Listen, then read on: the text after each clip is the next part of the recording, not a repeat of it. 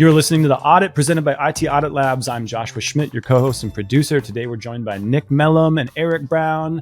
And today, our guest is Thomas Rodgers from MetaCTF. Thomas, how you doing? Doing good. Thanks for having me. Absolutely.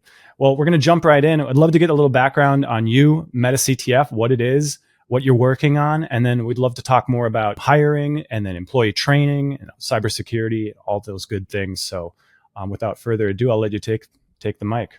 Sweet. Thanks. Yeah. So I'm Thomas. I'm the co-founder of MetaCTF. So we're a cyber skills platform. We got started basically building, managing, hosting, running CTF competitions. Our background is all about learning by doing and making cyber more accessible.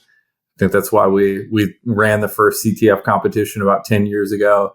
And it was really just meant to be kind of this fun thing. And then we did it for a couple conferences, went well. And then a couple large companies reached out and asked us to do it for them. And we sort of have grown and evolved since then. But yeah, really our whole mantra is just around helping companies run better cyber skills programs, manage it, measure it, and all of the above. Absolutely. Well, we ran into your partner, Roman, the co-founder, at the recent Secure 360 conference. And I believe Nick and Eric have something to work out here or something to share about how that all went. Well, yeah, I'm really excited because Eric said if I won, he was going to double my salary for the next couple of years. And we triple it. Triple it. There we go. You heard it here first. I was trying to psych the guys up. I'm like, we're here to win, boys. Let's go. Like, I want to make me proud. This is my first cybersecurity conference. So just to give our listeners a little background, Thomas, for those who don't know what a CTF Capture the Flag event is, can you give us just like an overview and maybe how MetaCTF likes to run theirs or create theirs? Yeah, so the standard, there's a bunch of different types of Capture the Flag competitions. The one that we typically do is a Jeopardy-Style competition. So we hosted on our platform website, we provide a list of what we call challenges. They're really just questions. They're isolated. They're generally bite-sized and contained to a specific topic or subject or technology or something like that. And yeah, users basically just have to solve a problem in exchange for points. It's time boxed. So I think the Secure 361 was like a few hours. That's a pretty good amount of time. We do a lot of them for big companies where they'll do it as a part of, Security Awareness Month or, whatever sort of security week or month that they have. And we have some companies that'll run it for like a week at a time. That's pretty long. But the good thing about Jeopardy-Style is you can jump in and out. Like if you're working on it and you got to like get lunch or run to the bathroom or something, you're not worried about, maybe lose a little time, but you can really kind of choose your own adventure with these. You can also like accomplish a lot in a short period of time. So you can start with the easy challenges and get through a few and then be like, hey, I just, got, a few hundred points for my team. But yeah, the idea is that you as your team are collaborating, trying to score as many points as you can and beat the other teams. But yeah, in doing so, hopefully also like learning some new things and getting exposed to new concepts. It's all very hands-on. It was fun to see the whole IT Audit Labs crew there. Eric graciously footed the bill for breakfast. We had the whole crew there, and I could tell Eric was jazzed up. It was like a kid in the candy shop, Christmas morning. It was really cool to see Eric out of the office. Eric, can you tell us why you like doing these things and bringing the whole team? It felt like a really cool vibe, like having the whole crew there. It was a camaraderie and a lot of fun. And Absolutely. I could tell. Yeah, these sort of things that kind of tease the brain. It's almost like an escape room type of thing, but you're virtual and you can bring together a team of diverse engineering skill sets, and people don't even have to be programmers or really deep security engineers to solve some of the problems. A lot of it is really just critical thinking. And there was one particular problem that I recall in the CTF that was the question essentially prompted you to go to a X feed, and it was a picture of Zuckerberg in front of a building, and the CTF question, the MetaCTF question was essentially where was this taken? And you had to give the GPS coordinates of the exact location that Zuckerberg was in when he took the photo. So, it's like, well, wow, how do we break this problem down to get the answer? And you could be an English major or, a musician and still have the critical thinking to be able to break the problem down into bite-sized chunks to get to the answer. All the technology is freely available. You don't have to program anything. You just have to figure out, well, how do we figure out where he is? You could research to see that day where he made the post. Well, where was he? Oh, he's at the headquarters. Okay, let's go into Google Maps, zoom in on the headquarters. What's the background of the building look like that he's in? All right, he's outside. There's plants. There's a boardwalk, and you just keep getting it narrower and narrower. And then you've got a few tries to put the correct coordinates into the question, and then that's how we narrowed it down and got it. But there are really technical questions too of cross-site scripting that you do have to know some coding or some scripting capabilities and how websites work in order to solve the problem. But the great thing about bringing a diverse team is you could have some people working on some of those really technical things and then other people working on some more of the general things. And as long as you're communicating and able to break down problems, you're going to do well. And, I think part of the reason Nick's team did so well is because they were sitting near us and we probably weren't real quiet, as we're discussing it. That's definitely the problem. Definitely the problem. We have our secrets, but I can't give them out here. That's great. So Thomas, tell us more about MetaCTF. What got you into this space? Originally, it was mostly just focused on providing that high quality experience and, giving people the confidence and the exposure to these concepts. I think it is a good way to step out of your comfort zone as you're learning new things in technology, not just cyber, but technology.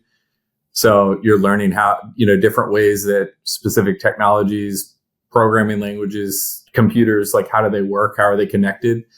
So that sort of being like the baseline problem that we want to solve, and just like providing good experiences for people who want to learn new things.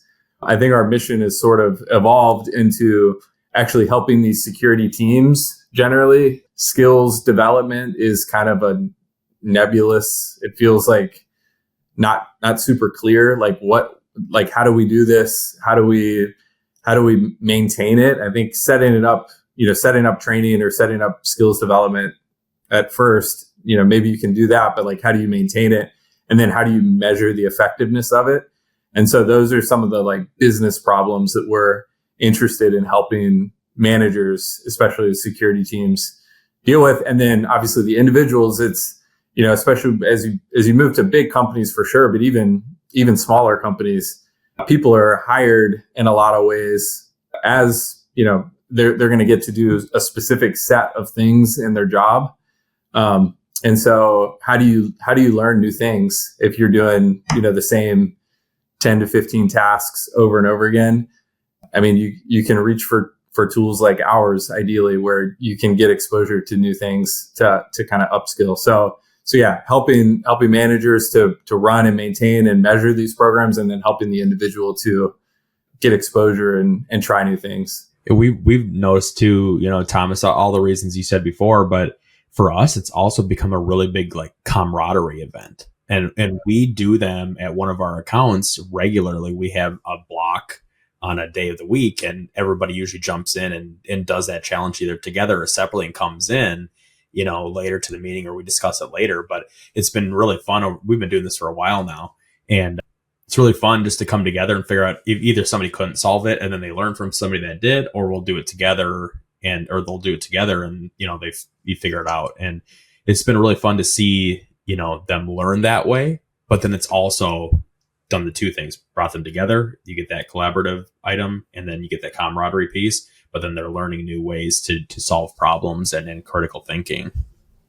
I was in New York earlier this week, and it's funny you say that because I had coffee with a woman who runs detection and response for a big fintech company, And she said, the way she put it, I was like, we need to talk about that more often. She was like, my current company does not have a CTF culture.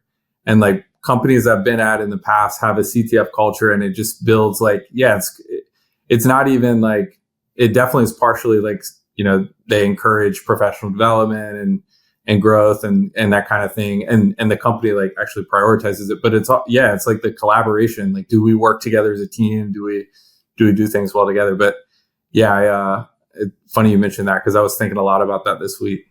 Yeah, it's like instead of just being a collection of team members, like everybody can, you know, we want to be one team that people can solve the same problem, work together and be collaborative.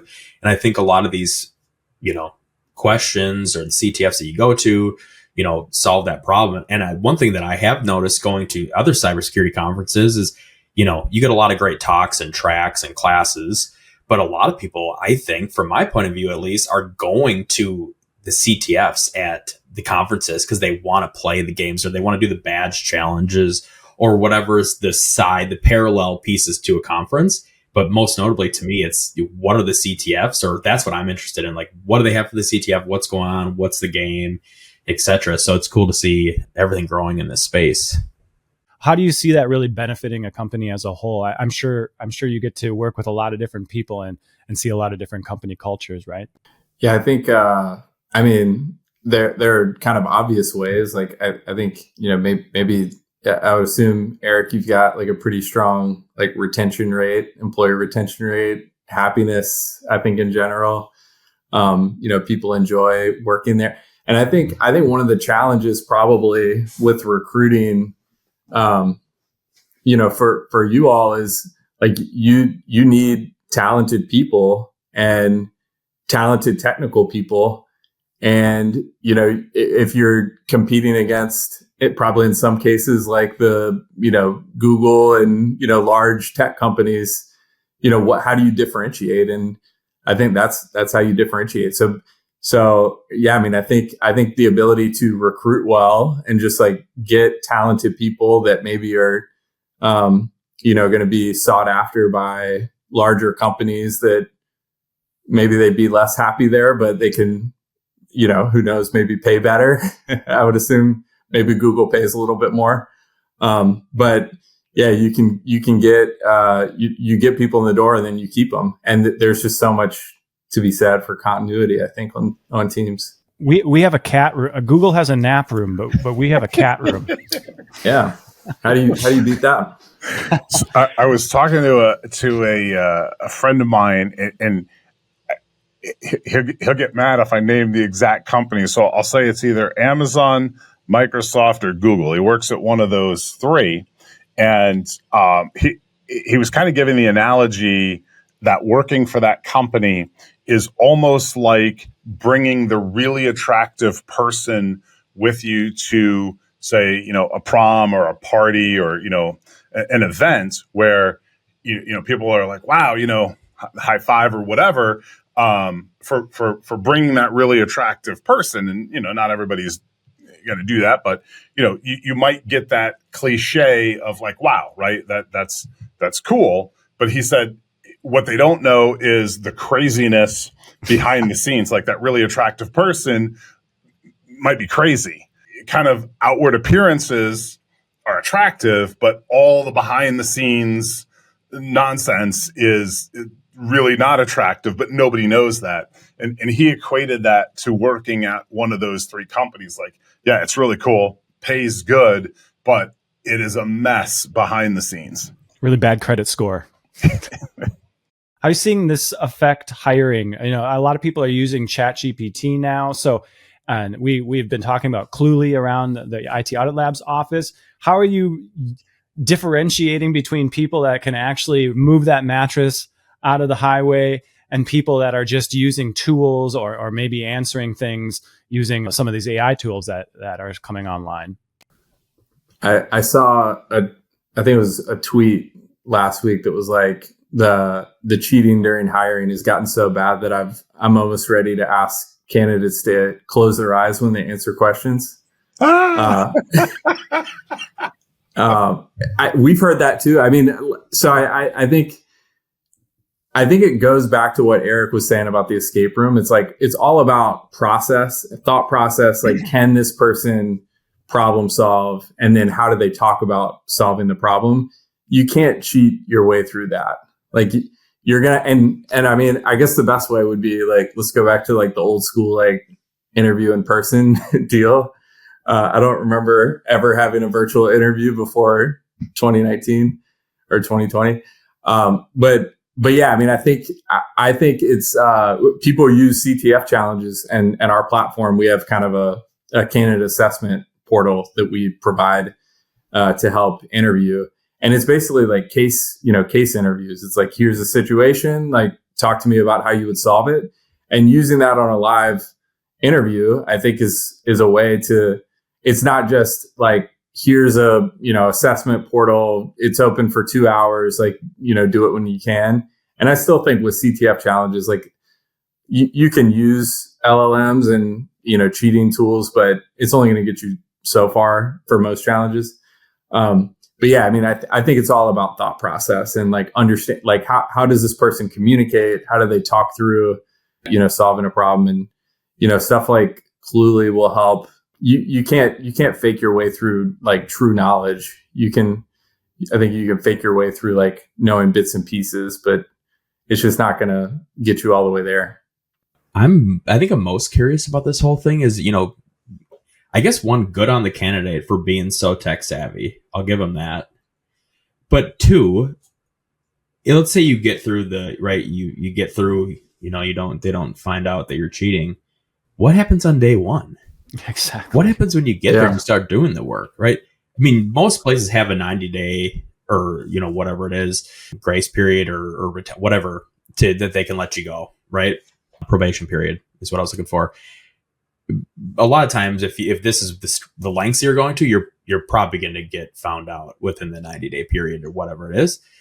So I guess I'd like to interview one of these people that had come through there and ask, like, what was your plan when you actually got there, right? Were you going to rely on AI so much and hope you were remote the whole time that you could just... I'm very interested in what the thought process is, but to me, it also is really cool that this technology is here, right? That we're able to see this stuff and how people are using it. Obviously not always in the best light, right? We don't want people to do this. But I think going all the way back to the beginning of this question, I think one thing that we've done or noticed when we're talking to people is asking more cultural questions. Not, obviously you want a strong technical basis, but what do the soft skills look like? And I think then we can branch into the technical. But first off, especially at IT Labs, for me, we look for those soft skills first, right? How are you, like we talked before, like a service desk, right? What are those soft touch points? How would you handle this situation? Not just, what do you do in this case, right? Or what are you doing in an outage or whatever it is? So I think the searching for the soft and tech first before you go to technical, a lot of times can help just to see what they're thinking, how they're thinking about things, and what their cultural thought process is. So Eric, I know you have some juicy stories about AI and hiring and some things that have happened recently, maybe around Cluely or ChatGPT. How have you seen that manifest when you're in the hiring process? So we were just going through a process where we're recruiting for 3 technical roles and working with several different recruiting firms. I think for one of the roles in particular, it was a technical security role. There were maybe 11 vendors that were responding, each with a maximum of 3 candidates. So it was a ton of resumes that were coming in. And the thing that struck me off the bat was how thorough and similar all of the resumes were. Like each resume, 4 or 5 pages that was just bullet level detail of everything that the person did. And it was very well matched to the job description of the role that we had. So it was like, okay, there's some AI going on here. And there was one recruiting firm, well, 2 recruiting firms that each submitted the same candidate. So then I was able to, and the resumes were different, but just as thorough. So it was like, okay, very clearly here they're taking AI and creating these resumes. Probably different AI platforms that are doing it. But then when we went and we were interviewing the candidates, we narrowed down all of those candidates to, I think we maybe interviewed through video interviewed. Maybe it was, I don't know, 8 people, something like that. And some of them were not native English speakers, like English was not their first language. And the questions were all standardized. So the way in which we asked the questions was all very structured. And some of the candidates that were clearly using a tool to assist with the interview process, there were these really long pauses. Like, you'd ask a question, and then there's like a long pause, and then the candidate would ask if you could repeat the question. And the question was not one that, really needed to be repeated. It was a pretty straightforward question. But every time it was, I'm sorry, can you repeat the question? And then the answer, they're just staring at the screen. And normally in conversation, when you're talking with somebody, they may look up or to the side, or, they could be a little more animated. But some of the candidates, when they were responding, were just fixated, looking straight ahead. And it was pretty clear that they were the old presidential teleprompter was going on. So it was we after the first couple, the interview team has like a side chat going on, and it's like, okay, clearly AI is involved here. Let's try to change the questions a bit so that they're harder to answer with AI. How are you talking to recruiters and things about how to navigate this situation? Or do you have any kind of tips for them to maybe deal with this sort of a thing? Yeah, I mean, I think you just have to build in processes and checks and balances around, getting multiple people to sort of verify, and then also I think you probably kind of got to put people on the spot, especially if you are suspicious of them using some of those tools to help them, answer questions. Well, other than being inexperienced in the hiring process, what are some other pitfalls you're seeing that recruiters are bringing to the table when looking for talented people? I mean, I think recruiters are, pretty good at getting a large. They're good at sort of matching, like, hey, this is what the company's looking for, and this is what the people have. And there's some really great recruiters out there. I think the main thing is like what we've talked about a lot. It's like the soft skills. Like, how do you measure for, problem solving, adaptability? Cyber is intense. It can be a very intense and stressful field. So like, how do you measure, for that, and like how people are going to respond to these crazy and intense situations? And then also, like, how are they going to work together as a team? The candidate assessments are not, they make it out as if like they hire like the top 5 scores from like the candidate assessment. Like, that's not how interviewing works. It's like they either use it at the beginning of the process because they have way too many applicants and they're trying to narrow that down, or, they use it as like kind of a benchmark. Like, hey, we want to make sure that we can, this person has some level of technical skill. Like, no, I don't know of any companies that are just like sending these out as like tests and like hiring the tops. You're not just hiring like the A+ students. Otherwise you just hire people with the highest GPA. So that whole thing is kind of silly to me. How have you seen that type of investment show up in the day-to-day, like security practices and like fortifying organizations, and where the rubber hits the road? How have you really seen that pay off? Yeah, it's huge. And we touched on it already a bunch. And I think Thomas brought it up, right? You could go work for Microsoft or Google or whoever it is, CrowdStrike, Palo, these big, great jobs, But, if you can go work for a smaller organization, sure, like Thomas said, you might not make that huge paycheck, but you might be way happier, way happier. That company's going to invest in you, more so. They're probably going to send you to training. You're going to get hands on with a lot of different things you probably never had an opportunity at these other organizations. You might get to work with a lot of different organizations on a lot of different tasks. Great. Let's wrap up with a couple of tips, maybe Eric and Thomas, about people breaking into the space and how they can use tools to break into cybersecurity. Any quick tips? Get a help desk job.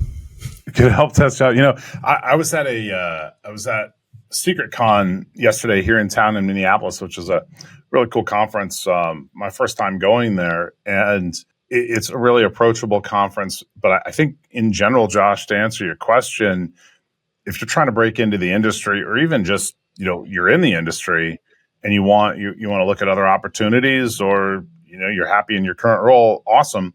But you got to get out from behind your desk, from out of your basement or wherever your home office is. You got to get to these conferences. You got to get to the meetups, and you got to socialize in person. I mean, the online stuff is great. It's cool, but there's just so much that you miss in the hallway conversations, interacting with people. I mean, we're social animals. It's just, still, but that's just the way it is. And you got to get to these conferences, and pretty much wherever you are in the US, there's likely within 100 miles, some sort of a conference that's happening in your area at some point in time throughout the year. There's meetups of all different security types that are approachable. And I would say that's the best way to get out and start this as a career. And there's CTFs at those conferences. There was. Yeah. Thomas, maybe you could tell us, if people are interested in MetaCTF, where can they get started and where can they find you? Yeah, so we're pretty active on LinkedIn, just trying to get as much information out there as we can. We have a lot of free resources. So we run a free to enter monthly. We call it a flash CTF, the third Thursday of every month. So it's next Thursday. Actually, the winner of that, we have some pretty good prizes usually with those. This month is especially good. We have a DEF CON ticket available to the winner. And then we have some other like cash prizes and stuff like that. But we do that every month. And then we have, with that flash CTF, we put all those challenges in a practice environment that's free. It's available. All of the write-ups are on our blog. So that's a really good place to learn, because you can go try them and then read about how to do it. And then On Demand Labs is out, and that's, we're giving away free trials right now. So if anyone wants that, I'm on LinkedIn and you can reach out anytime.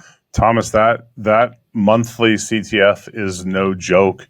We were doing it 2 months ago to prep for the one that Nick and I were in, and we were the team that I was working with.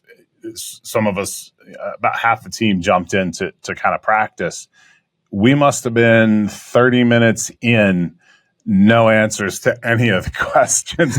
Looked on the leaderboard and it was all like zeros. Like nobody had answered anything. It's like, wow, this is going to be tough. And then at the time, unfortunately, there was an incident that had started. So some of us kind of got distracted, but I think maybe we ended with, I don't know, like 200 points or something like that. But it was much tougher than the regional CTF that we were in at Secure 360. Good reminder for us. Yeah, we always joke with our head of content, because she's always like, these are pretty easy challenges, and we're like, no, Samantha, easier, please. Well, great. Unless you guys have any follow-up questions, we can wrap it up here today. Cool. Okay. Thank you. Thanks so much, Thomas. You've been listening to Thomas Rodgers from MetaCTF, our guest today. Check out MetaCTF on LinkedIn and online. You've been listening to The Audit, presented by IT Audit Labs. I'm your co-host, and producer, Joshua Schmidt. We've been joined by Eric Brown, Managing Director, and Nick Mellum, Security Engineer. Thanks so much for listening. Please like, share, and subscribe. You can find us video on Spotify now, and please leave us a review or a comment on YouTube, and see you in the next one.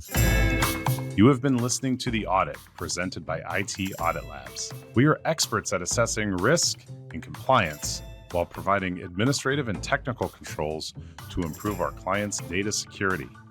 Our threat assessments find the soft spots before the bad guys do, identifying likelihood and impact, while our security control assessments rank the level of maturity relative to the size of your organization. Thanks to our devoted listeners and followers, as well as our producer, Joshua J. Schmidt. and our audio-video editor, Cameron Hill. You can stay up to date on the latest cybersecurity topics by giving us a like and a follow on our socials and subscribing to this podcast on Apple, Spotify, or wherever you source your security content.